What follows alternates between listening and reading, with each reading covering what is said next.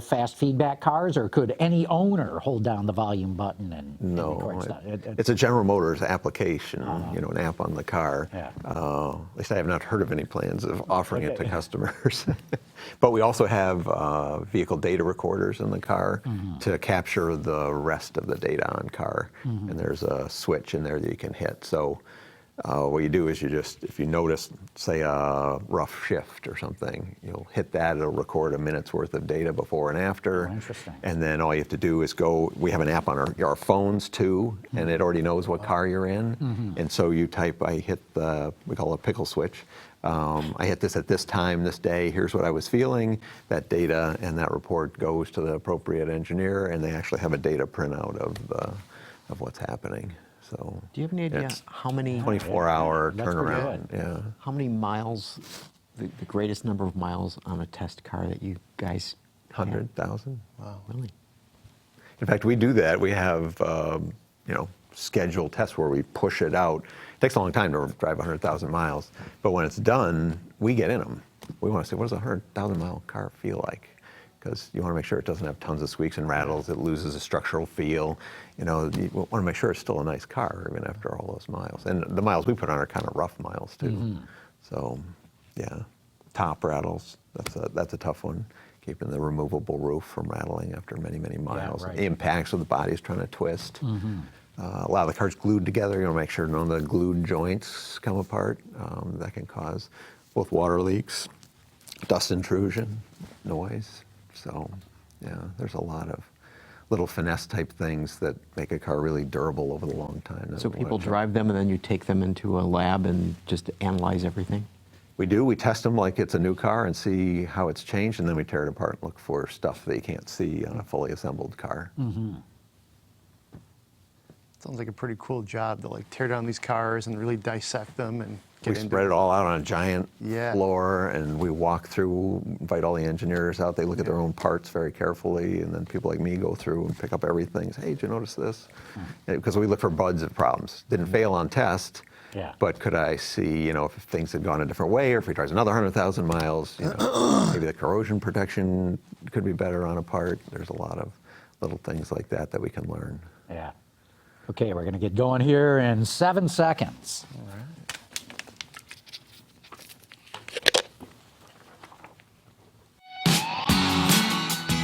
Watch Autoline After Hours live at Autoline.tv every Thursday at 3 p.m. Eastern Time. That's 12 p.m. Pacific.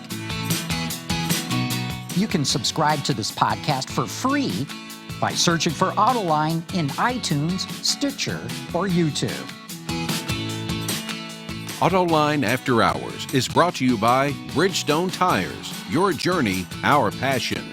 Lear, a global leader in automotive seating and electrical systems. Borg Warner, propulsion solutions that support a clean, energy-efficient world. And by DIA MTS, for advanced manufacturing machinery and lightweight components. All right, everybody. Welcome to Autoline After Hours. Gary, we got a hot car in the show today. Yeah, I know. It's awesome. We've had a lot of vehicles in the studio, but few like this. As anticipated as this one is. Yeah, absolutely. Hey, we got to let everybody know we got Greg Migliore from Autoblog with us for the show, too. Greg, great to have you back on. Thanks for being here. I love what you've done with the place. Yeah. Corvette. Nice decor. Decoration, yeah. C8 tends to spiff up any place it goes. I don't think we're going to leave it here, though. Darn it. And the voice you just heard, if you're just listening to the audio portion, is Tadge Juechter, the Executive Chief Engineer on the Corvette. Great to have you back on the show. Thanks. Last time I was here, we had a Corvette right there, except it was a C7. That's right. A little bit of a different configuration. A little bit different, yeah. We've been working on this one a while. We got a ton of questions, and both coming in from the viewers, and me and Gary and Greg have got a million too. But let me just kick off one that came in from Ray Mitrowitz. What was the largest hurdle or challenge you faced in going from front mid-engine to rear mid-engine? It's really hard to pick one because it's well, for General Motors, it's a completely new kind of car. We haven't executed one. I mean, you can look at the Fiero or the Corvair. I mean, that's stretching back a long time. It's not like we have a lot of tribal knowledge on You doing didn't a go car back like to this. those cars to figure out how to do this. No, and we didn't even have anybody who remembers working on those cars. So we basically were starting from a blank sheet of paper. We knew what a lot of the challenges would be. Just coming up with a transaxle that would enable the architecture was a massive challenge. There's nothing on the shelf in the world that would be a plug and play for us, so we had to do that. But I think for us, we recognized early that managing the airflow and the thermal of the car, because you put the engine in the back, you're basically isolating the engine. You don't have the natural evacuation of air because the occupant compartment's in the way. So if you somehow have to get air in and out, and we knew we were setting ourselves up for a special challenge because we wanted luggage room. It's so easy to make the whole back half of the car just an engine dyno. Don't worry about anything else. Just feed air to it, blow the exhaust out the back. But we knew we wanted luggage room. Golf clubs. Golf clubs, Travel bags, luggage. and the roof. We weren't going to delete the removable roof, and we didn't want to make people leave it in the garage. So it had to come with you. You had to have a place to store it, and that roof is not small. So we had to figure out a way to do all of that and have the good luggage room, both front and rear. So I think managing the airflow and thermal was one of the trickiest puzzles we had to solve. Okay, another one we got from Jeff Taylor from St. Louis, Missouri. What's the aspect you're most proud of the car? Ray asked the biggest challenge. Jeff's asking, what are you most proud of what you accomplished? Honestly, if you'd asked me historically on the Corvettes I've worked on, C5, 6, 7, prior to this one, I have always said the bandwidth. That's what I'm proudest of. The car is awesome on a racetrack. It's great as a daily driver. It's great as a long distance tour. It does a lot of things well. And that's why it fits into people's lives really well. And this one does that too, but it does more. And the thing that I'm most proud of is the ride and handling trade-off. You're starting to see people who have been in the car talking about how it handles and how it rides. People are shocked at the ride quality. I mean, just shocked. It's the most comfortable riding car they have, which adds to that bandwidth, but the architecture really enabled that in a lot of ways. So from an engineering perspective, there are other mid-engine supercars out there, but you guys also had to make it a Chevy, right? I mean, you had to look at it from the point of view of saying, this has got to be affordable by mere mortals, not just all rock stars and people who have tons of wealth. I mean, how did you address that? I mean, that had to be huge. We say quite often internally, this job would be so easy if we didn't have to worry about cost. You know, if cost was no object, you know, if you're doing one of these cars that you sell a few of and you sell them for a couple $1 million, man, just pick the best solution and go. Make everything out of carbon fiber. But we can't do that. Value's been a huge part of the Corvette and Chevrolet proposition since the car started, and we didn't want to walk away from our traditional customers. We couldn't take a big price increase. So, you know, we have a lot of advantages being part of General Motors. A lot of the things that we do in common with other cars, we get really good prices on. We build the engine in Tonawanda alongside of truck engines. So, you know, the things cost a lot less for us than somebody who's doing everything bespoke. So we have to leverage those opportunities where we can, but not overdo it so that it's not a Corvette. We have a lot of very custom, very specific parts on this car that make it a Corvette, make it a high-performance sports car, and we can't compromise on any of those. So it's a big challenge, quite honestly.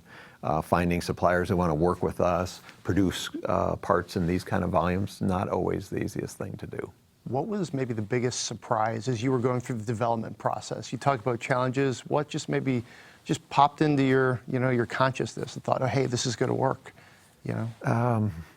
For me, what I was paranoid about is I grew up in a Porsche family. My dad was a fighter pilot. He used to ring Porsches out at the limit. I was deathly afraid of trailing throttle oversteer. Okay. And so all the way through the program, everything we could think of that might have anything to do with that, to make the car handle benignly, we did. And that involved everything from suspension geometry, tire construction. Very important to have very stiff body interfaces at the control arm attachments. So those static stiffnesses, not just global stiffness, very important. So all the way through, we were figuring out what is every little design variable that would make the car not have kind of a two-stage feel or feel like it's going to get away from you. And then when we finally got into the first prototypes and started throwing them around, we were really impressed with how planted the back end felt. Even with 60% of the weight on the back, it felt really, really planted. And I know there's some articles out there, people have been in the car, some people say the car understeers. The people who have said that, they were driving at the limit with street alignments. We've since shown people, when you set up like you're going to drive it on the track, it's actually fairly neutral, but very, very stable, very easy to drive. Even people who aren't, our best track drivers, we let them go out on the track occasionally. They feel super confident, super comfortable in the car, right up to the limit. I think over the long term, as people start to live with the car and really experience it, that's something they're going to really appreciate. Yeah, I got a little bit of a chance to drive one about a month ago or so, and while I didn't get a chance to really ring it out, it was out on public roads. Just what you were saying, instantly you just feel so connected with it. It just feels instantly comfortable. I didn't feel like there was any learning curve to try to figure the car out. It's super responsive without feeling twitchy. That, if I can describe it that way. It turns in, boom, but it never does anything unexpected. All the responses seem very linear. So on a given track, when you send out your real hot shoes on it, how much faster is the C8 than the C7? Depends on the track. Well, of course it does. But let's say just any given track, would it be a second faster? It would be a second faster on a minute plus lap. So Z51 to Z51, which doesn't sound like a lot, but it's a second's a lot.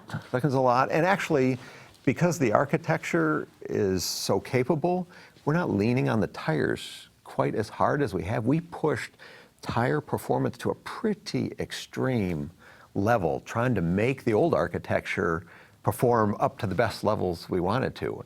And so we're using practically race rubber on these. And so we had things like tire chatter, or the tires would fall off at low temperatures. We've actually walked that back a little bit to use a little more conservative construction and compounds in the tires. So it's a more well-rounded car. And we're leaning on the architecture part of it to make it a better car. So explain to people who are not familiar with the difference between the C7 and the C8. I mean, so everyone knows mid-engine architecture versus having the engine in the front, right? And when you say that there's a second difference between apples to apples, basically, what is the cause of that? What allows that to happen? It gets back to traction. Powering out of a corner. That's where you make up time on a race course. The sooner you can get on the gas, the entire straightaway you're going faster. So if you can just get that little advantage where you're not going to spin up that inside tire or the back end's not going to come out on you, if you're really planted, you can get on the gas the entire straightaway. You're just going a little bit faster all the way down. And so that's where the advantage comes from. And the fact that we have 60% on the weight helps with that. It also makes our electronic limited slip differential, which you get on Z51, even more effective. It has more authority on the vehicle dynamics because it has more normal force to work with. Mm-hmm. You talk about kind of the exotic segment here, Porsche, Lamborghini, Ferrari, all those great brands. I bet you probably when you were benchmarking the field, you thought, hey, there's opportunity here, something we can do as Corvette, is Chevy. I mean, what did you see when you were looking at that field? We did benchmark those cars. We always benchmark Porsche. Porsche's a great mark. They're like us, good bandwidth. You can do a lot of things, very comfortable everyday car, decent utility, very fun to drive, very track capable, so we're constantly looking at Porsche. For this one, we took a heavier look at Ferrari. Now, obviously, Ferrari is at a higher performance level, but in terms of the fundamentals around the architecture, we want to make sure we understood all those lessons because we had to get it right the first time we tried it. It wasn't like we're going to have 7 life cycles to learn and develop and make mistakes and correct them in the next generation. We had to get it right from the very first time. So we actually tore down those cars, tore down a Ferrari, and looked at every single part, measured it in every way we could think of, and then tried to do that and more into this architecture to make it as good as possible. It's one of the huge, you were asking me about the big challenges. One of the big challenges is you put the engine in the back, all the accessory drives on the front of the engine, which when the engine's in the front, it's as far away from you as possible. And there's a big engine in front of dash and everything between you and the accessory drive. You don't want to hear the accessory drive. It makes a lot of high frequency worry noises. That's not what you want to hear. And now you've put all that machinery right, 12 inches from your ear. And so one of the puzzles we were trying to figure out was, how do we have a car that sounds good? You want to hear the intake, you want to hear the exhaust. Well, the intake breathes out of the back of the engine, the exhaust goes out of the back engine. We just put those things farther away, and you don't want to hear the high frequency stuff. We put that closer. So what are the architectural secrets of making the good sounds audible and the bad sounds distant? And so one thing we were shocked at, you're asking, what did we learn? We took apart this Ferrari, a lot of the parts are very lightweight, but the back window was really thick glass. And we thought, well, we knew we were going to have to do that. We didn't realize how much we were going to have to do it. I mean, the back window on our car ended up almost 9 millimeters laminated glass. So it's like twice as thick as a windshield. Wow. Back there. And the reason is, it's one of the primary sound paths between you and that high frequency noise. So we started with thick glass. We're using actually heavier than normal fiberglass around that glass. We're using acoustic on both the clean side and dirty side to try to create this barrier between you and all that high frequency noise. And then we had to use some very clever solutions to actually plumb the good noise around towards your ear, around that barrier, that sound barrier. And that's why the side intakes you see, the top third of that, that's actually the intake for the engine. So the throttle's on the back. We go through a big air box, comes around the sides, and we actually use the body structural panels as the ducting to get to the top of that side inlet. And so it's breathing, you hear those intake sounds, and it's nice throaty intake sounds coming right through that quarter. And so that bypasses that opaque barrier and gets you close to the thin side glass. That's very thin, relatively speaking, thinner than a windshield, way thinner than the backlight, so you can hear that. That's amazing how you had to balance all this stuff. That must have taken a lot of acoustical experimentation, I guess. Experimentation, and the computer tools, the CAD tools are so much better now. I mean, that's one thing that actually enabled us to do this car, is a constant evolution of our computer simulation tools to try to do those experiments in math in a virtual world instead of doing it in a physical world. But we did end up building, we had to get this right. So computers are great, but we wouldn't bet the car that they're right. So we ended up building a series of mules, different iterations, to play with the constructions, play with the materials, try to get the balance right. And it did take quite a while, longer than the normal gestation period for a typical car. Because it's just such a different approach to It's how so you run the different, car. so new. And I tell people, when we revealed the C7, we were already working on this. We were already thinking about this. So it's weird to be revealing and loving that car. I mean, we did a great job, everything we could possibly do for that car. But in the back of our mind, we got this thing on the back burner and starting to pull it towards the front burner. Okay, so you brought that up. I'm going to put you on the spot here because you were last on this show in March of 2015, and we asked you about a mid-engine Corvette. And Katie, can you pull up that clip? Here's what you had to That say. car doesn't exist. Yeah. So I know yeah, no we were such asking car. Play your about it. question. You got to play your question, because I remember your question. Yeah. So, we didn't get the audio. Anyway, I know no such car exists. yeah, and you were talking about a mid-engine I was Corvette. talking about the physical car. You were talking about a physical car on the road, and that was true. There was no physical car on the road. Okay, That's so- when we were doing our virtual Okay, work. so now I'm going to ask you, what about an all-electric Corvette? Well, I can't talk about anything Future about the product. future product. I'm not going to go into that. Okay. But, Corvette is part of General Motors, and part of General Motors' mission, from the top of the company, 000. So zero emissions is part of our mission. Now, that's, a future state. We'll get there eventually. So that's Okay. our job, is to continue to work towards that. With the C8, though, a lot of cities in Europe are saying, hey, this is an EV-only zone. If you go into the city center, you cannot be... What about doing some sort of battery thing for this, for those? Now you're asking about... Okay, now I'm future asking product. about future product. Yeah. You guys are aware of this, obviously. though. Obviously, Yeah, the regulatory environment around the world, as well as our own mission and our own belief in preserving the planet, leads us to believe that electrification is coming. The question is how fast, how do you do it? That's part of our job. So let me ask you, you mentioned, or John mentioned Europe. Okay, you're gonna have a right-hand drive version of this car. Super proud to be doing that. And First time ever, right? First time ever. I wasn't aware of that. Yeah, and so, We've looked so at it before. It was never affordable. I mean, what were the challenges of doing that? I mean, because the way the cockpit is designed with the, it sweeps around the Very driver. perceptive I of mean, you. it's, So the good thing we did was move the engine in the back. So not having that in the way and being able to translate everything over and not having to worry about all the plumbing in the engine, Midengine actually made it inherently a little bit simpler on the outside of the car. But you bring up, Corvettes historically have had relatively expressive interiors, driver focused, cockpit. And if you look at most people who do left and right-hand drive, they're very planar interiors. That makes it easier. The door trims can be the same. The IP is perfectly symmetrical. Well, you've seen how, bespoke ours looks. And so we had to come up with some very clever ways, honestly, some clever tooling solutions, because it's going to be relatively low volume. There's relatively few markets. It's new for us. We never sold the car in Australia. We know we have passionate fans there, but we really don't have a great sense of what the volume's going to be.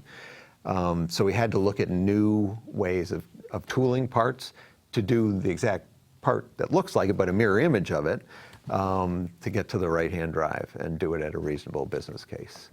Wow. So we're taking a little bit of a bet there. Yeah. We have people come to Corvette events from Australia. But you got to be looking you beyond got Australia. Japan, you got your Japan, which we England, sell in okay. the UK. UK we don't sell a lot, but I think our volume will go up there Yeah. doing a South real right-hand Africa. drive. That's also pretty Going dinky. to South Right, yeah. Africa is too small Yeah. at this point. But we're dipping our toe in the water for right-hand drive, and we'll see how it goes. Hopefully it'll take off. So we're in that space. The steering wheel has an interesting shape to it that is not commonly found in cars. I mean, why did you go for a more squared off steering wheel? Interesting story. I've always believed that wheels should be round. I'm kind of old school that way. It was our first step of making a flat bottom wheel. I wasn't a huge fan of, but we did it on the 7th generation.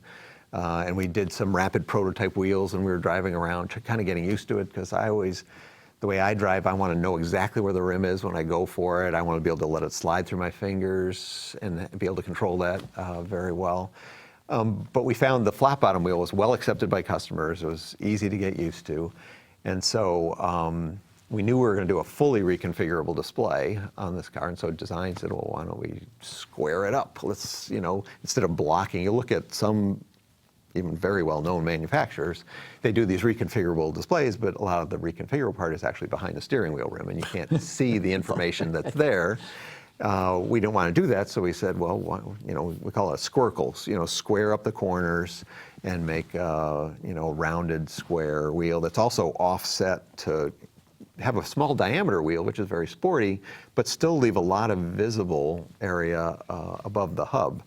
And so we started playing with shapes, and same thing, we did rapid prototypes, we drove them around, saw how hard it was to get used to, and I eventually became a believer that it was a good trade-off. So straight down the road, you can see everything, and you kind of get used to the corners almost as a handhold. You reach for it and you know where it is. And it gives you a really nice 10 and 2 and a 9 and 3 hand position without the spoke being in the way. It's 2-spoke wheel, and if you look at the shape of the wheel, we have comfortable places for people who prefer either position. So that's a little bit of an experiment. We'll see how the customer reaction to it. I'd say the media reaction so far has been pretty good. I actually thought the media, some of whom can be conservative and just, no, why would you do that? Most people have agreed that you get used to it pretty quickly. Mm-hmm. Hey, we're going to have to take a quick commercial break here. Give a good shout out to our sponsors. Right now, it's going to be Lear and Borg-Warner. Lear Connexus offers a parental controls application with geofencing that sends notifications regarding driving behavior and location, including curfew alerts, acceleration alerts, and speed alerts. All delivered to a smartphone application that includes vehicle location, driver notifications, and a report card of driving history, including notifications when predefined geographic boundaries are crossed. For more information, visit Lear.com. The world is changing at an ever-increasing pace. No matter what the mode of transportation, there is always the need for an efficient propulsion system. And that's exactly what Borg-Warner has been doing since the earliest days of the automotive industry. We create innovative mobility technologies that reduce energy consumption and emissions while improving performance. Our proven track record has made us an industry leader in forward-looking propulsion solutions for combustion, hybrid, and electric vehicles. All right, we're back talking about the C8 with Tadge Juechter. And Greg, you got the floor. Thanks. I'm pretty psyched because this mid-engine Corvette is so just anticipated. People have been talking about it for years. What I'm curious about is, does this sort of like fundamentally change who the Corvette buyer is? That's an interesting question and one we pose to ourselves all the way along. You're right about it being so anticipated.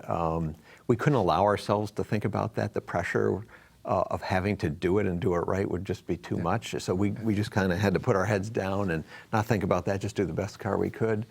But it's true. I mean, the reason we went mid-engine is a physics-based reason. It's a bad business strategy to bring out a new Corvette that has lower performance than the old one, or even equal performance. It's a performance car, so people are looking to expand the edge of the performance envelope. And I've told the story, I mean, we knew we were reaching that limit, that we just couldn't get power to the ground effectively enough. We looked at ways to shift more weight bias rearward, and it gets kind of crazy, some of the stuff you have to do, and you can only make very small percentage changes. So we kind of knew we had to make a fundamental shift, and this was the right time, do it a bunch of different elements. But we also had some pretty good data. We don't do clinics on Corvette, because if we did, everybody would know it's a Corvette. You can't fool anybody. And so that you'd be telegraphing, and everybody, because when you do a clinic, you bring a representative slice of the population, and we have a big part of the sports car market. You'd have a bunch of Corvette people saying, we're looking at the new Corvette, and then it would just get right out there. So we don't do clinics, but we do have pretty good information that says our current customers are pretty happy either way. You'll have a few naysayers here and there, just like when we went away from round taillights. You'll have a few people saying, I don't know, that's not really a Corvette to me. But most of our customers that we talked to said, I could go either way. If it's a better car, that's fine. But people who don't consider a Corvette today, it was vastly different. It was like 90-10. Would prefer a mid-engine architecture, and also those folks skewed younger. So we're not walking away from our current customers. We love our current customers and want to do a car for them that they'll be happy with. But at the same time, you can't have your demographics continue to get older every year, or eventually you won't have any customers. So there's a demographic reason to do it, a physics reason to do it, and so we're really lucky that both the business rationale and the physics rationale lined up to do it. Tadge, let me ask you a question about the development of this vehicle. So you don't do clinics. Do you have an engineering team that has always worked on Corvettes, or are these people who are working in other car programs and you get them as you need them? It's a mix. Of course, when you start doing a new Corvette, you need a lot more resource than when you're sort of in a maintenance program after you've got the major model launch. We do follow-on models typically, so you typically have people, but when you do an all-new car, that's when you need your largest staffing. So we're part of General Motors, and so we pull resources from various parts of the organization. Very few of them report directly to me. They report indirectly to me while they're working on Corvette. And we have a lot of people that self-select. So anytime there's something going on in Corvette, they'll raise their hand and say, me, I want to be on the team. And so we have a lot of people that, even though they technically don't work for us, they've been on the programs for 5, 10, 15 years. And so they have a long history with us. And then they self-select, and then we also select people we like a lot. Mm-hmm. We encourage to come back when we need them, and people we really like a lot, we try to keep all the time, keep on the program all the time. So there's consistent tribal knowledge of what a Corvette is and what it should be. Core group of people, I've been on it for 26 years, since 1993, and working on the C5.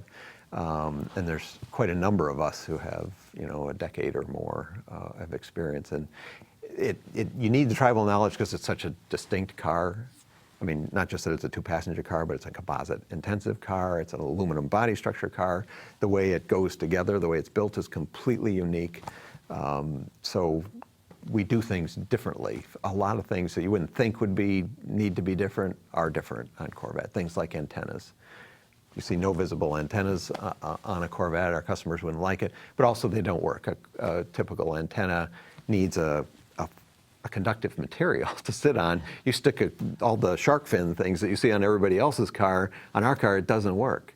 So we have the disadvantages. Our body panels are not conductive, so it doesn't have a base plane for the antenna to receive anything. The advantage is our body panels are transparent, and we can put different antenna solutions under the skin so you don't have to look at them. How closely did you work with Corvette Racing, or vice versa? How closely did they work with you? I'm sure they said, by the way, as long as you're going mid-engine.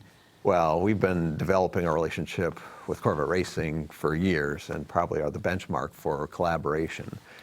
It was very, very close on this car. I was mentioning the thermal challenges. They helped with a lot of that thermal modeling, a lot of the vehicle dynamics, weight distribution for optimal performance. They helped us out. And then we were in parallel developing the race car too. So there was a lot of give and take on what would make the street car the best possible starting point for the race car, because a lot of the hard points they have to hold on the race car, and they wanted to make sure the race car was as competitive as it could be. And so we're super close to the race team. We have joint meetings all the time talking about various aspects of the vehicle design. It's almost like one team at this point. You know, I have a bunch of their engineers on speed dial on my phone. I'm going to the Pratt & Miller Christmas party this Saturday. You know, it's like we're family now. Yeah, yeah. They must be super excited. They're very excited, and they're looking very much forward to Daytona. Yeah, we're just in January. Yeah, a month away very, or very so. close, Right. to getting the C8R out and on the track. Way cool. How many customers do you think will track the car, I mean, your car, that car, versus daily driving? It's a really good question. I don't know if the percentage will be any different than historically. The track driving gets a lot of internet discussion. My best knowledge is only like 5% of people would actually track the car with any regularity. Now, some people do club events where they'll go with a club and they'll rent a track and they'll go out there and drive it on the track, but they're not really hammering 10/10ths and really trying to wring the car out. It's just fun to drive on a track. And so that sort of hardcore people, it's really actually quite a small percentage. I'm kind of curious how you kept this program a secret as long as you did. Secret? Maybe it's for the hiding in plain sight. I felt like it was on the cover of every magazine for the entire time we were developing it. And that was actually one thing we knew right from the beginning, is we weren't going to be able to keep it a secret. You can't test the car and hide its proportions. We talked about it early on. Could you stick a big artificial nose on the thing? You know, we talked about these, and you saw the Holden Ute, one of our very first mules. That was the only way we could think of making it at least questionable what it was. But we knew early on that we're not going to be able to hide the proportions, so they would know General Motors was working on a mid-engine car. And we've gotten to the point where it's such a high-performance car, the aero is so important that we have to have very lean camo towards the end of the program. So basically the tape camo, and you know, everybody's gotten so good at peeling that off digitally and doing renderings. We knew by the time we revealed the car that people would pretty much know what it looked like. But that wasn't really the big story. What it looked like, you know, we could have done it a bunch of different ways. We're glad at the reception the car has got. But the story is so much bigger than just what it looks like, especially just the exterior. The interior, I think, was a big surprise to people. Yeah, I'm glad you mentioned that Holden Ute, because Mr. Car Guy 20 wrote in to say, ask Tadge about that. Okay. But we got a number of questions from Don Sherman, who you know and knows a lot about Corvette. A couple of interesting ones I hear. He wants to know, why is the C8 heavier and why does it have a higher center of gravity? Okay, there's a very long answer to that question, a few long answers. So we'll start with vehicle mass. The biggest reason is the transaxle. So instead of having a manual 7-speed, you have an 8-speed DCT. DCTs are pretty heavy.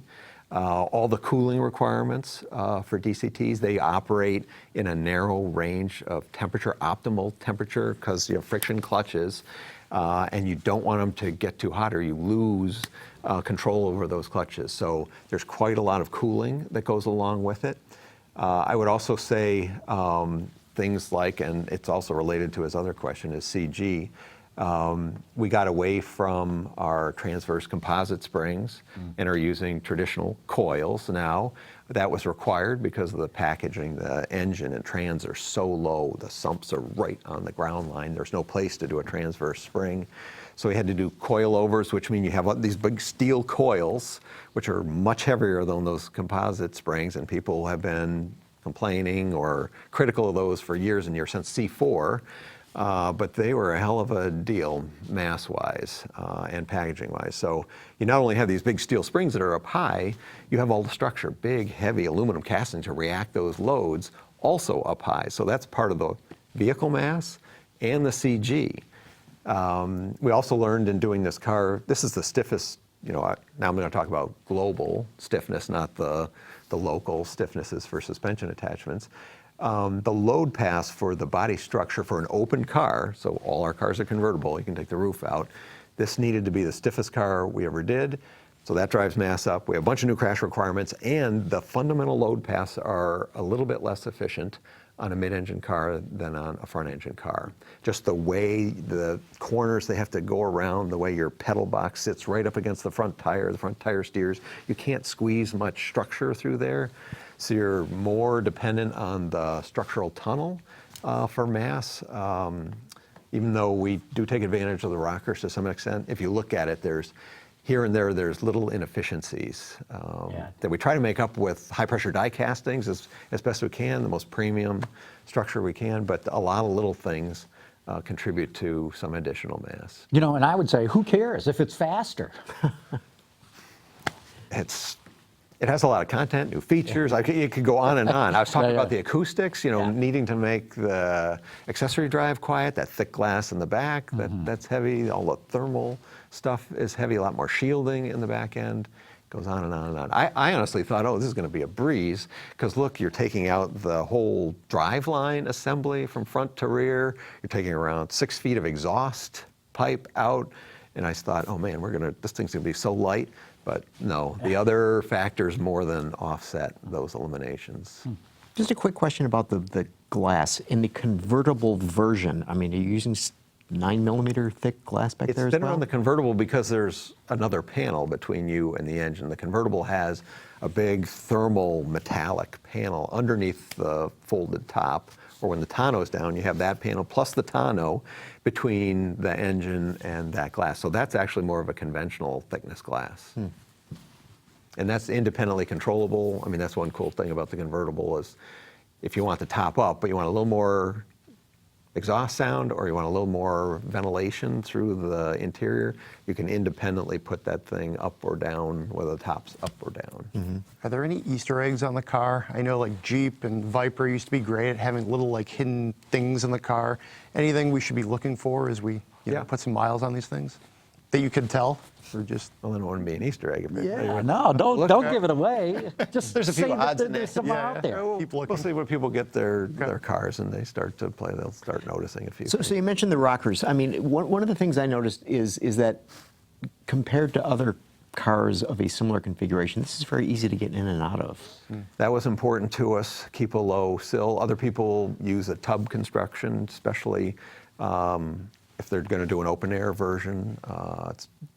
If you make those rockers tall, you get good structural properties out of them, but it makes it hard to get in and out. So the height of our sill is the same. It's carryover from today. It's a tiny bit wider because the occupants scooch inboard just 20mm, not a lot, but we do that to line everything up. I was talking about the pedal box. We want to make sure the pedal box was straight ahead, dead pedal exactly in the right spot. And to do that, because you're basically sitting on the front axle, you have to move the occupants in just a little bit. So that's one we were talking about early architectural learnings. That was one thing we were playing around with the big dimensions on the car. That was one thing we had to decide to do early, was bring it in just a little bit. What other engines maybe did you guys consider using in this? I know this is definitely one that everybody is, very much a fan of, but did you consider any other options? We polled our customers at every single customer event how much they would like a 4-cylinder or a 6-cylinder, and we were roundly booed. Okay. at that suggestion.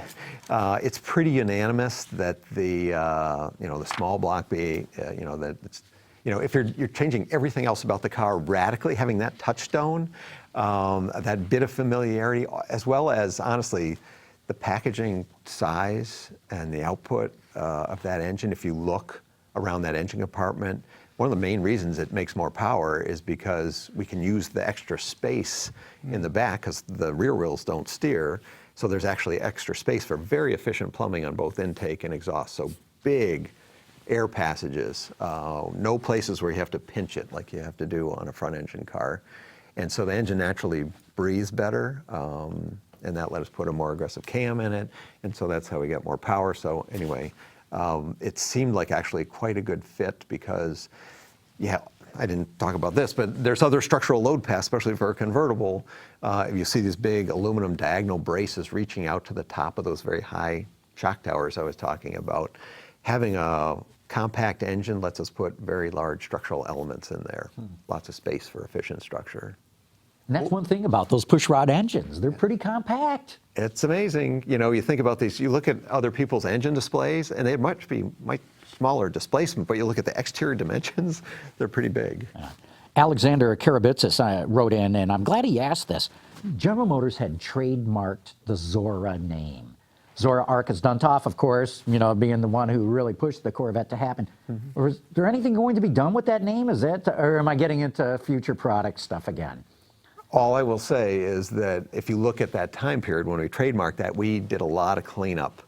We wanted to make sure we had ownership for things that we've used historically. We knew that Zora was going to play a big role. When we introduced this car, everybody would look back. We knew we'd talk about our history, that this isn't a newfangled idea. This was, from the 60s. Zora started this. So we knew we would play up that history. We wanted to make sure we had access to the things that we're talking about. If you look back in that time frame, you'll see we took everything we thought might have Corvette relevance and trademarked it. Zora was one of those. Gotcha. When this car was From the family, by the way. when this car was first introduced in California and the big event, the audience went wild when it was pointed out that there's the ability for the vehicle to be raised so that you could not necessarily scratch the front, Scrape the nose, and that it's something that is learnable by the. Yes. By the, can you talk about that? I mean, it was just clearly something that people were really excited about. Well, that's an example of something that happens when you know your customers really well. And also, many of us on the team are customers. We're enthusiasts too, so we buy Corvettes with some regularity. But, that's been a historical challenge, having a car that's inherently low. You want a low center of gravity. It's low and wide and it's pointy, so the chin sticks way out there for aero. You really want to have that. And plus the tire deflectors and the rubber parts under the car, they scrape on the ground. We wanted to try to do a better job, in part because we wanted the whole experience around the car to be more sophisticated. You weren't dragging your nose of the car on the ground all the time isn't something you really want to do. And we also, back to the new customers question, there might be people, Corvettes have dragged on the ground forever, but if you're bringing in a new customer, they might be coming out of a car that doesn't drag, and they're not going to forgive that. So we wanted to solve the problem that customers had been experiencing all this time and make it better for people who are new to the brand. Now, here's another example of it was very difficult to do this. We always wanted to do this, but with a transverse composite spring, it was very difficult to figure out a mechanism to pick the car up.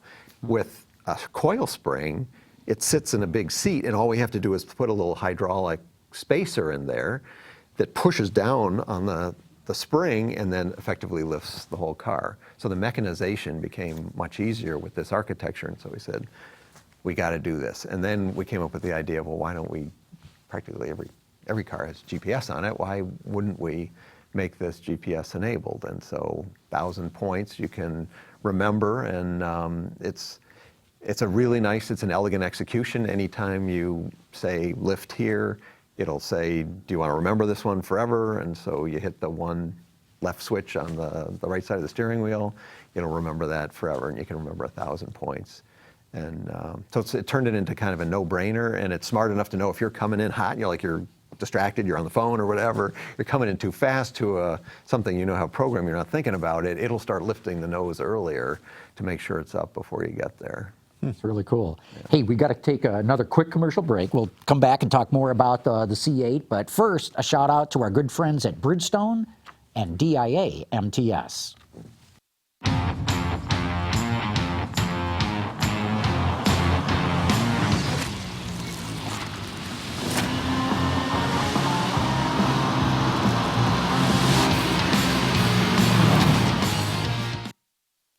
Whether they're electric, autonomous, or connected, tomorrow's cars must be developed quickly with the highest precision, and they have to be lightweight.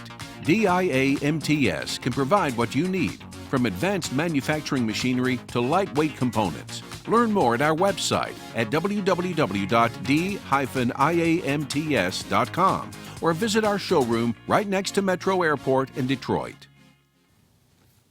All right, we're back with Tadge Juechter talking all about the C8 Corvette. Jonathan Brown wrote in. He wants to know, did you put this through GM's 300,000-mile validation process? And he wants to know, why did you go with the central backbone chassis? Can you explain why you went that way? Okay, well, those are two very different questions. Yeah. We've been talking about structure, so I'll elaborate on the backbone. So when you don't have a roof in the car, the roof is a very efficient structural member to react torsional. So when you hit a bump with one wheel, that's what you're doing, is you're trying to twist the body. And you need that very stiff resistance to make sure the chassis is what deflects, not the body. The body deflects, it's an undamped spring, essentially, and you sort of lose control over the loads at the tire patch. Makes the car handle badly and the driver feel insecure. So that's why I want to make sure the car is very, very stiff. No roof. Now you got to find some structural elements to react that load. And for the last, really since the 5th generation, we've used a structural backbone. So that's a very large center tunnel section that's closed out on all sides, so including the bottom. There's a whole bunch of fasteners and a structural plate, like 5mm thick aluminum plate on the bottom that gives us a flat floor and a completely enclosed box. Having a DCT only, I know a lot of people are upset, including myself, about not having a manual, means that box, since we have electronic shifting, is completely closed, no holes in it. And that makes for a very stiff structural member. So lightweight, stiff, that's what we want for an open car. So we kept that strategy from the prior generations. It actually works really good on this one and keeps the sills low, which we were talking about earlier. You want to make sure the car's not a hassle to get in and out of all the time. So in terms of the durability question, yes, we do all the durability of General Motors standards for all the cars. Now there's some things like that we use on truck durability that this car cannot do. You know, it'll get stuck. You know, going over some of the obstacles that they go over. So we amend it to what this vehicle is capable of. But in terms of mileage and durability and corrosion and all those things, we meet all the GM standards. And if we took a typical customer on our test roads, they would say, I would never do this to my Corvette. I would never put it through this. I would turn around and find another way, but we just hammer on. You know, we have durability drivers going on these really rough roads and potholes and twist ditches and corrosion grit troughs and all this stuff. We put it through the whole paces. Do you ever see a future with all-wheel drive for the Corvette? Having 60% of the weight on the rear almost feels like all-wheel drive. Yeah. It's amazing how much traction the car has. We have had some customers say they would like to have all-wheel drive, so it's always kind of, you know, in our process, maybe someday it'd be nice to, but I'd be curious to see when we get this one out there if that all-wheel drive noise quiets down. They think, you know what, this car has so much traction, I don't know if I need any more. I don't need that extra weight and complexity, so we'll see. You mentioned the transmission. Tell us about why this does not have a manual transmission. A lot of different reasons. The biggest one is commercial. It has to be. Nobody buys them. Nobody buys them, and no one's willing to make them at a loss for us. There's the answer. It's hard enough to find somebody to make a bespoke high volume, you know, because the vast majority of people choose the automatic. We used to offer the Z06, the R1 only in manual transmission. As soon as we made the automatic available, 70, 80% of the volume.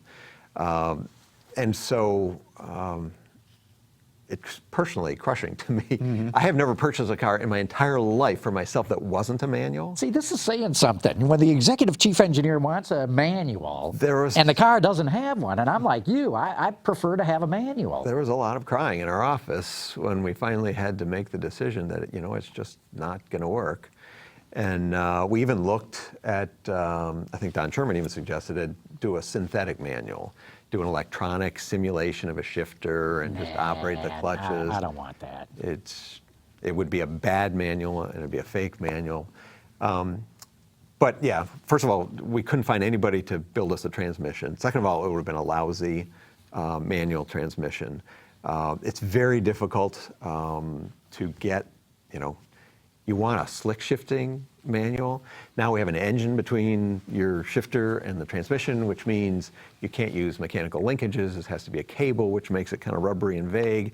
Other people who do it like Porsche, they have a flat engine. We have a V engine. There's not a great path for cables to go through to get back to the transmission. So it would not only be a cable shifter, but it would be a kind of a lousy cable shifter. And I was talking before about how it would have compromised the interior, the architecture, because we'd have to punch holes in the center tunnel. I was talking about the pedal box before, having to put a third pedal and a dead pedal, so 4 pedals up there, pinches the body structure. That tight space I was talking about between the steering front wheels, getting around to the rockers, having to put another pedal in there, squeezes that structure down, makes it even less efficient. So now we're hurting the whole car to do it, and since we couldn't even get somebody to make one for us anyway, we eventually had, you know what we're going to do? You can see manual transmissions are on their way out. Nobody's going to make them someday. Why don't we optimize the car around a really great DCT and make it as manually engaging as we can. So we put a lot of features in there that make it fun to control, like dual pedal neutral. So my typical manual driving style is I like to coast. I look at traffic ahead and I'll pop it into neutral and coast. Now you can do that in this car. Just double pedal neutral it and you coast in different situations. So if you want to have a little more engaging driving experience than sort of the typical paddles, we've got that. And you have different settings for the vehicle as you're driving it, so it changes the response. The modes, throttle, yes. and the We've never transmission. had more modes than we have now. I mean, it's a weather, tour, sport, track, my mode, Z mode. If you can't find a mode you like, it's a problem. And 2 of those are customizable, and almost everything about the car, you're talking about shift quality, that's customizable. Both shift points, shift firmness, how crisp the shifts are, those vary by mode, and you can independently select them for the Z mode or the my mode. So it's very, very customizable driving experience. Hey, we got a phone call here. The control room tells me, let's bring in that one from John about the brakes. Hello, John, and thank you very much for putting the show on, and Tadge for bringing the Corvette. This is John from North Carolina. I have a question on the flywheel. Looks like it's some type of dual mass flywheel. I'm assuming for the V8 and 4, maybe some type of dampener. But I just wonder if you could elaborate on that, and also on the electronic brakes or the electric modulated brakes on different modes of the braking as you can go up through the different modes for driving. Thank you, Tadge, again. This is awesome. John from North Carolina. Bye. Thanks. Okay, well, somebody's been studying. If they've noticed what we call a CPA, so that's the damper between the engine and the transmission. That's there it's there for a couple of reasons. I think he's very perceptive that when you have an engine that does V8 and V4, vibration can be a challenge, and dampening those resonances is very important. So that's part of it. And this car we're very proud of, because that was one question we didn't honestly know, is a DCT is like a manual transmission. And manual transmissions we're the only ones who ever try to do cylinder deactivation in a traditional manual. And if you've been in the car, it's perceptible. You can tell when it's going V8, V4. And we wanted to try to do a better job for that. And so that required invention, honestly.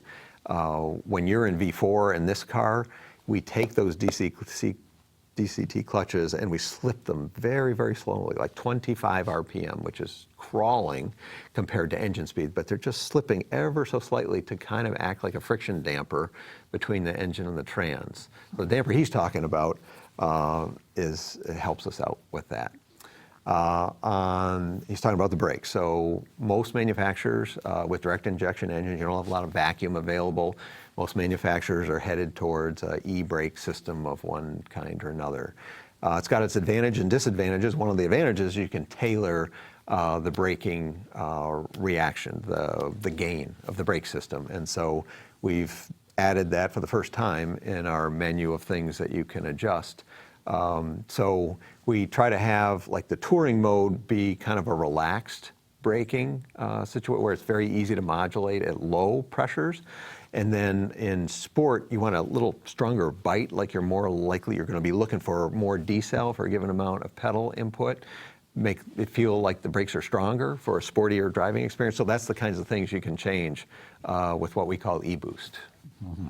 When you look at the materials that you used for this car, I know there's a variety of ways you can make cars lighter and more sophisticated. Just kind of like, how did you arrive at the ones you selected for the new one? Well, Corvette's always been a mosaic of materials. People think, oh, it's fiberglass. Well, it's not fiberglass. Fiberglass is a whole range of composites, and we use everything from pure glass-based to carbon fiber.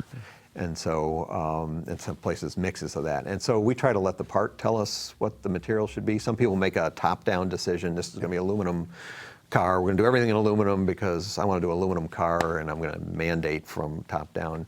Instead, we use criteria around how much is mass worth to our customers in terms of performance, fuel economy, and everything else.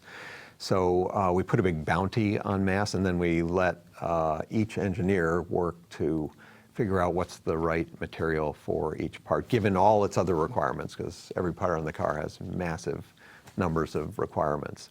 And so that's why you see quite a variety. You know, we've kept aluminum in the base structure.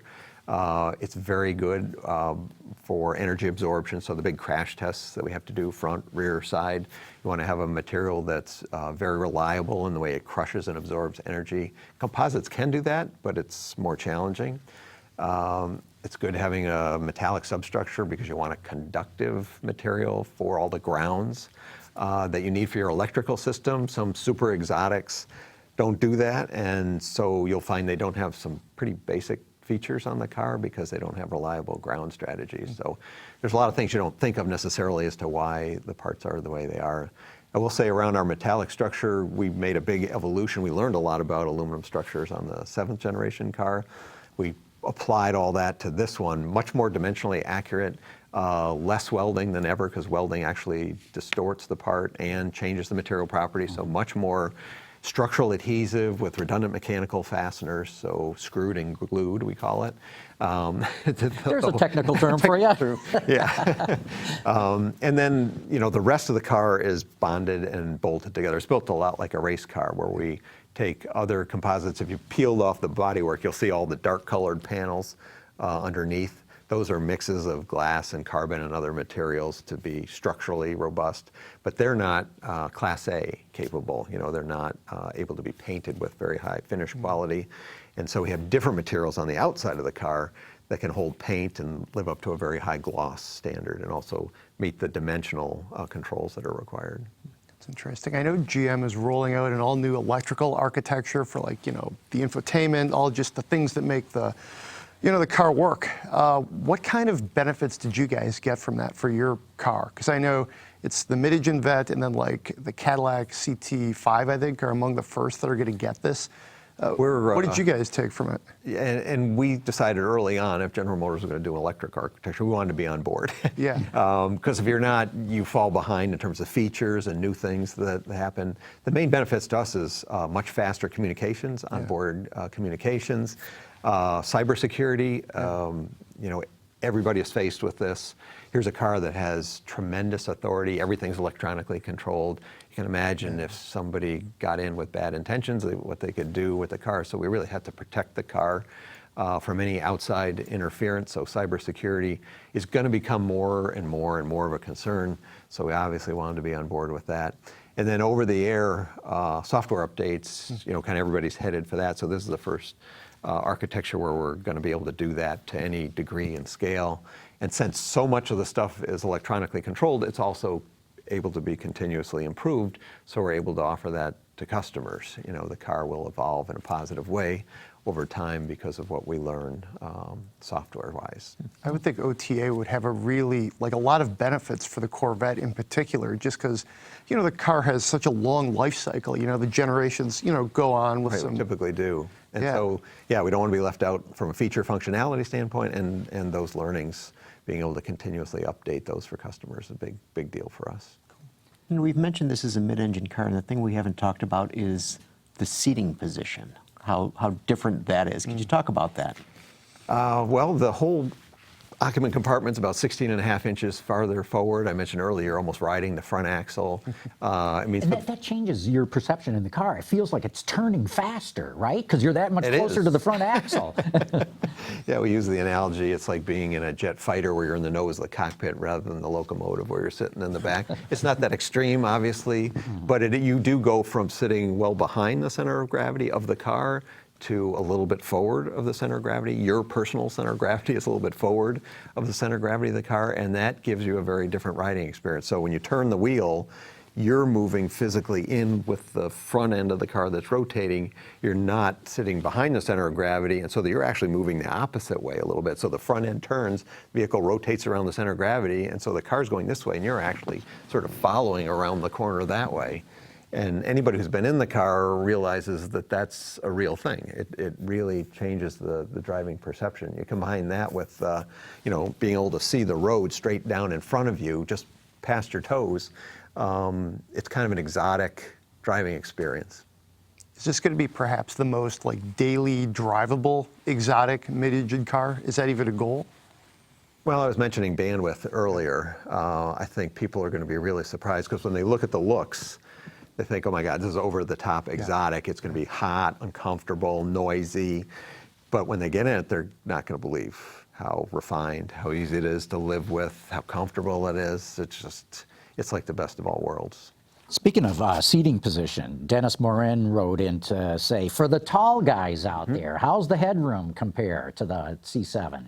We've tried to make accommodations for larger people. We know, you know, Corvettes are inherently small. You don't want to make the car gigantic so that the vast majority of people have to live with a bigger car than it has to be. But we also try to accommodate people as best as possible. And we've actually had some 7-footers sit in the car.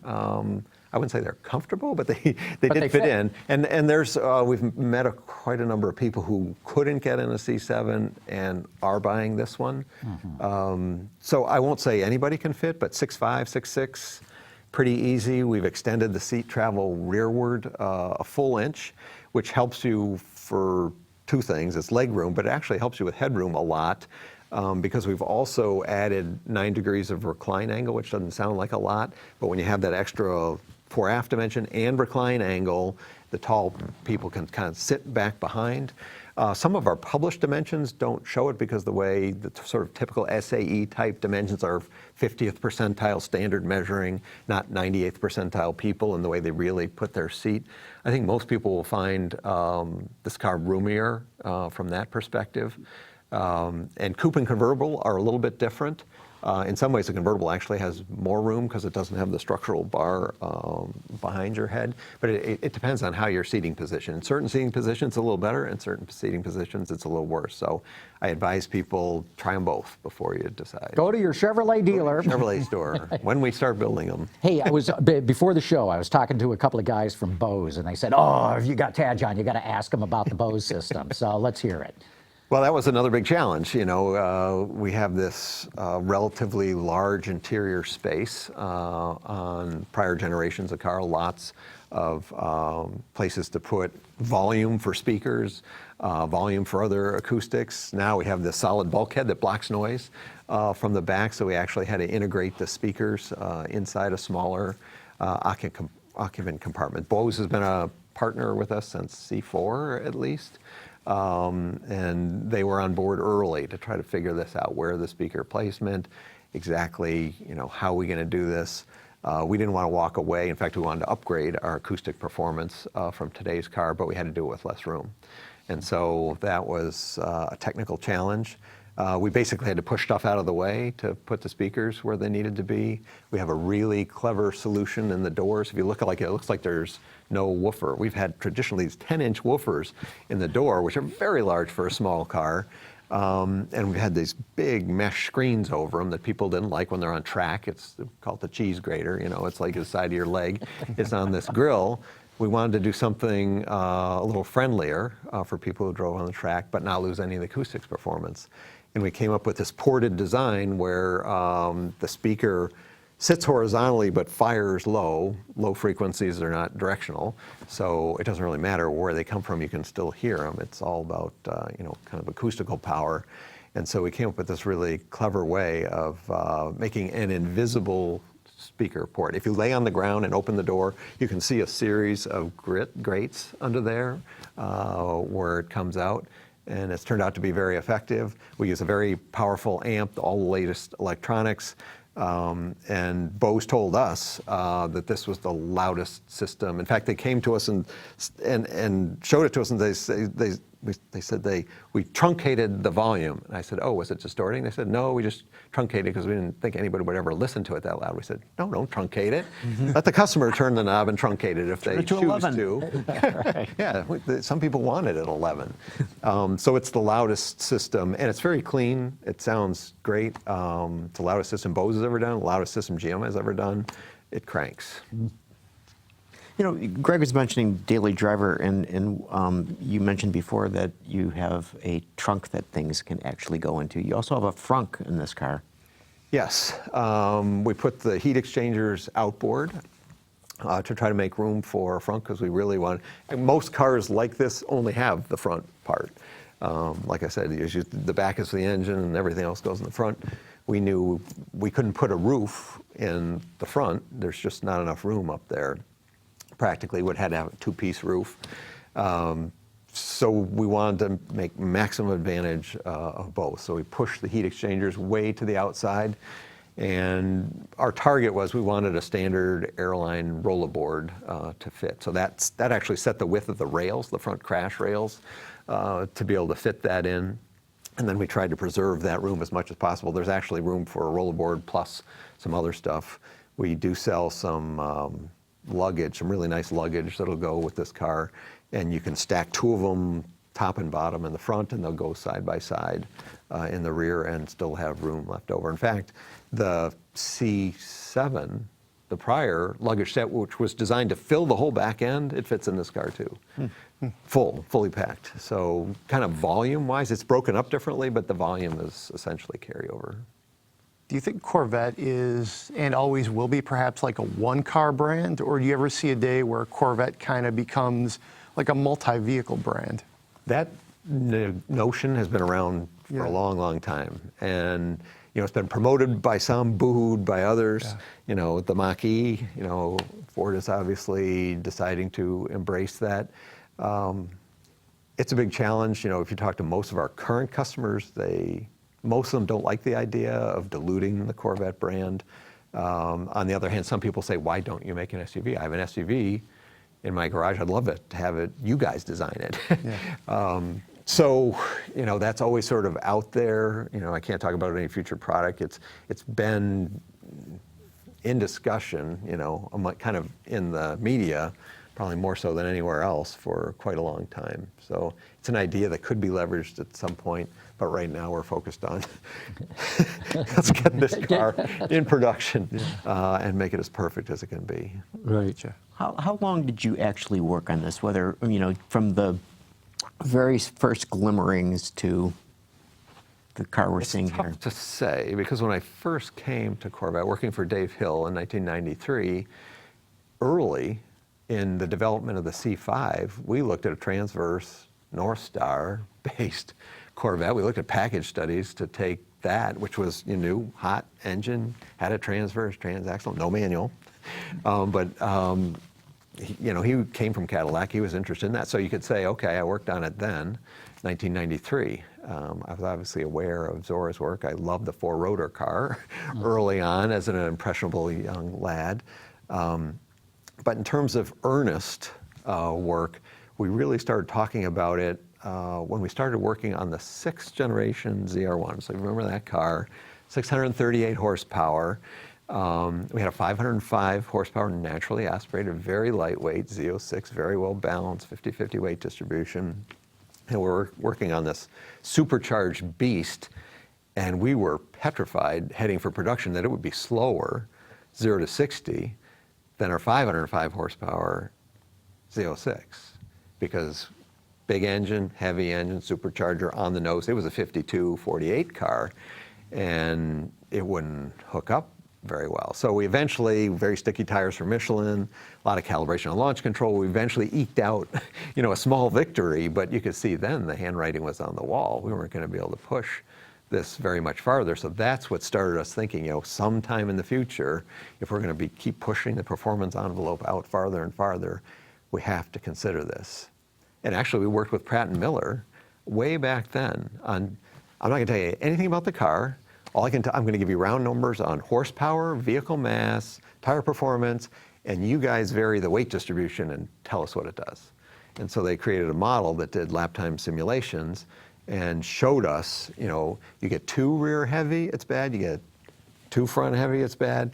There's a sweet spot around here that is great for a race car. If you look at race cars, Formula 1 cars even, they're 60-40, something right around there. And so we had analytical evidence that that was the sweet spot to be, both from straight line performance and track performance. Is that what you are now, 60-40? 60-40, yeah. Oh, no kidding. Yeah, depending on option content, yeah, but it's right around there. So that started, and actually Harlan Charles, our marketing manager, started putting together some information that basically took off from Zora's dream and the reason, his rationale, because this was not a comfortable place to be, quite honestly. Bob Lutz was Dave Hill's boss at the time, and he said anybody caught working on a Midengine Corvette is going to be fired. And his history was people wanted to do mid-engine because it was exotic, because it was cool, not because it was the scientifically correct way to do it if you did it right. So we kind of quietly started putting together some of this information. And then I said we had evidence of the customer acceptability. We actually did, I say we don't do clinics. We don't do clinics around specific cars, but we did do a proportion clinic that didn't have any style, any content in it that related to us. It was strictly proportions, and it was just exterior appearance. It had nothing to do with getting in, climbing in and out of cars. And we took a whole bunch of people and we showed them just a generic design in the different proportions to get that data. So we had that data, so we had sort of the demographic logic of it, we had the scientific logic of it, and even back in Dave Hill's time, so this is 2005, we were putting together presentations on why it was at least worth studying.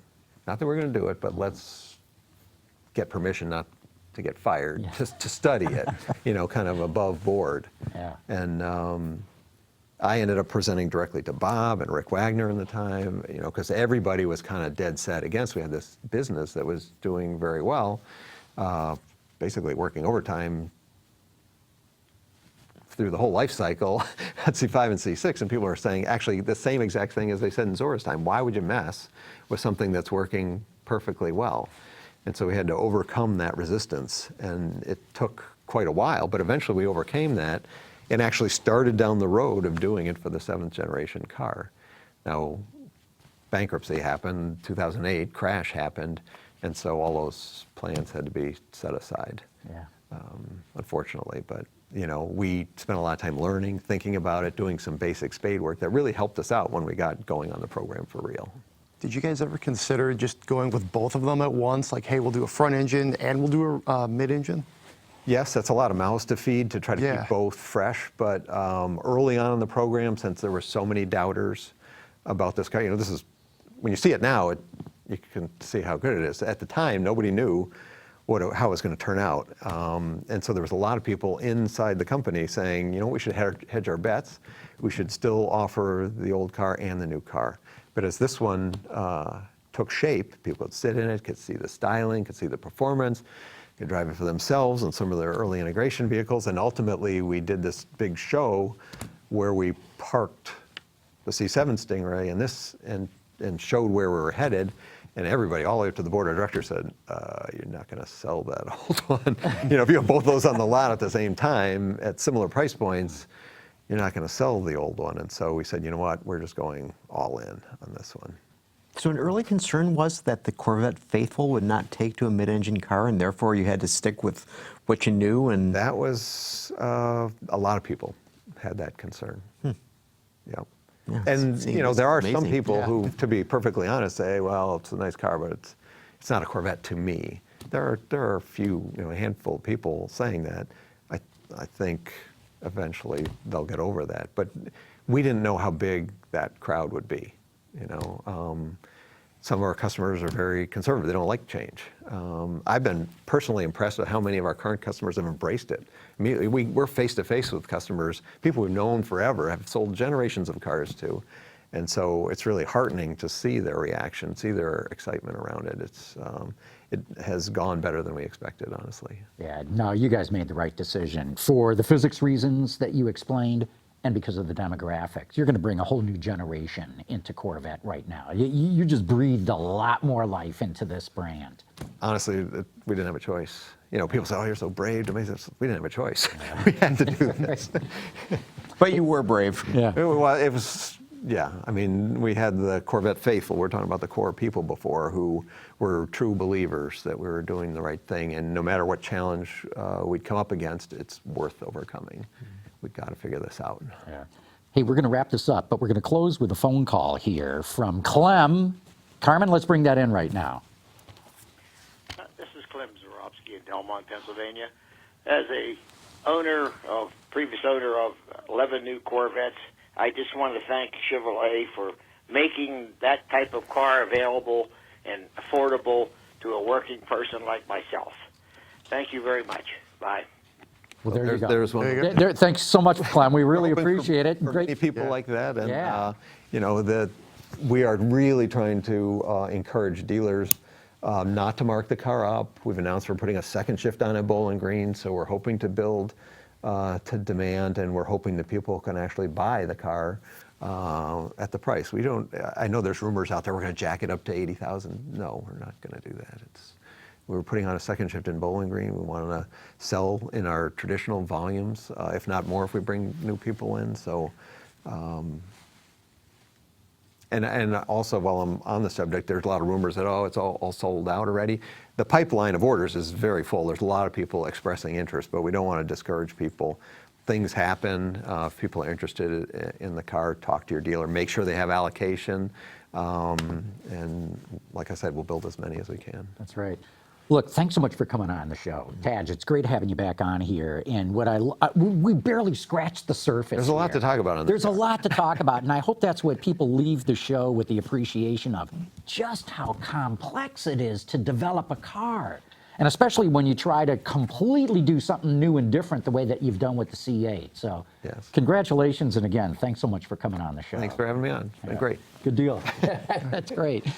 And Greg, great having you back here again. This was so much fun. Yeah. Talking Corvettes. And Gary, we'll just keep on doing these All fun right, shows. let's do that. Real good. Autoline After Hours is brought to you by Bridgestone Tires, your journey, our passion. Lear, a global leader in automotive seating and electrical systems.